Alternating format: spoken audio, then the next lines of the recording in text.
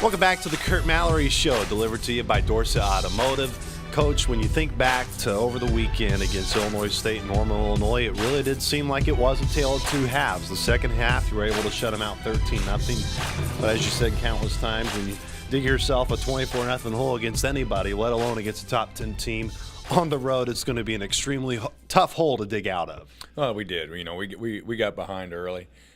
You get a team like that gets ahead of you, 24-0, it's hard to bounce back. But our team battled that second half, and proud of the way they came out and fought. You mentioned your team battled, and we'll stick with the team, but one individual, Mekhi Ware, you know, a pick six in the second half. And when you even think back to fall camp when he kind of collapsed on the field, had to be taken to the hospital, and was a really scary moment back in fall camp. Just think of the evolution he's had for you, and now he's a main player for you guys out there on defense. What has Mekhi done to go from a freshman learning in fall camp to now being one of the main guys on the defensive secondary? Well, he had a big game, and he's gotten better each and every week. You know, he made some big plays. He made some big plays out there on Saturday, and what you really liked about him is he got beat deep, and he came back, and he kept battling.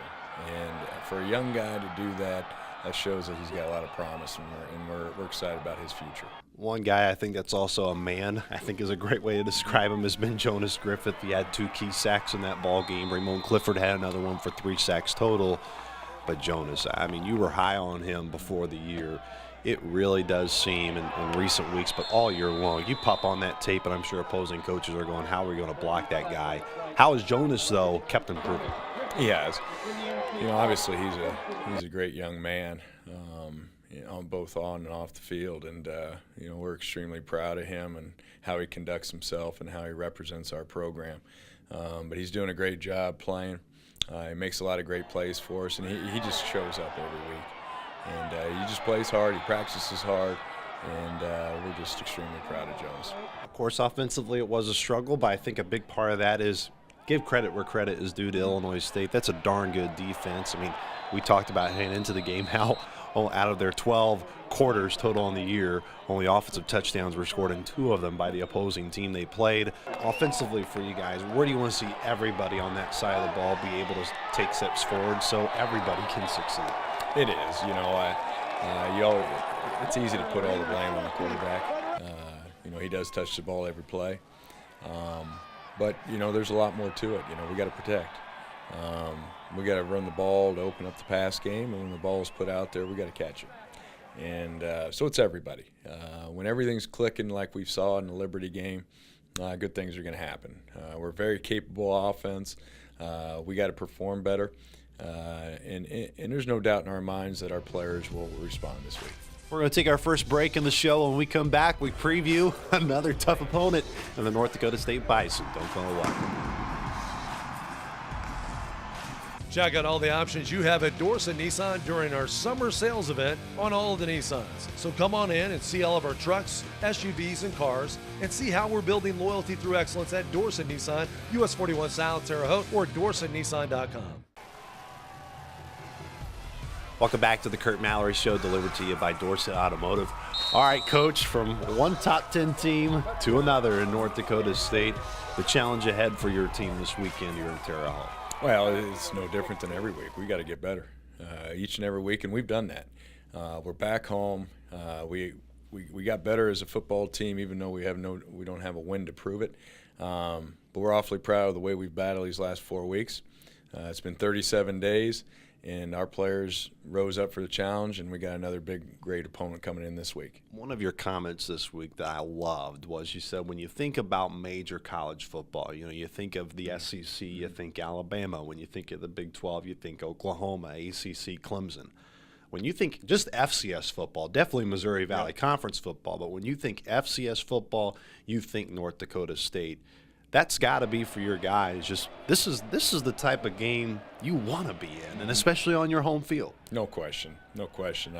You know what Coach Bowl and Coach Kleiman have been able to do the last 15 years, building a championship program, and what they've been able to sustain is very, very impressive. It's an elite program. I had an opportunity to work for Coach Bowl for 2 years at the University of Wyoming, and what they're doing at Wyoming Obviously, the experience I had there and the vision we have here, and to build a championship program and what we're about to do. I know it's a lot about you guys, but when you look at their team, we were kind of chatting about some of their defensive personnel. There are guys there you go, man, is this their last year of eligibility? Because they've been so good for so many years. What is it about their defense first that really stands out in some of their key guys that you have circled and know you really got to block to try to open up some things offensively? Well, they play violent. When they tackle you, you're going down. They're aggressive. They meet at the ball. They're fun to watch. When we were at Wyoming, we run the same defense, and we watched them a lot.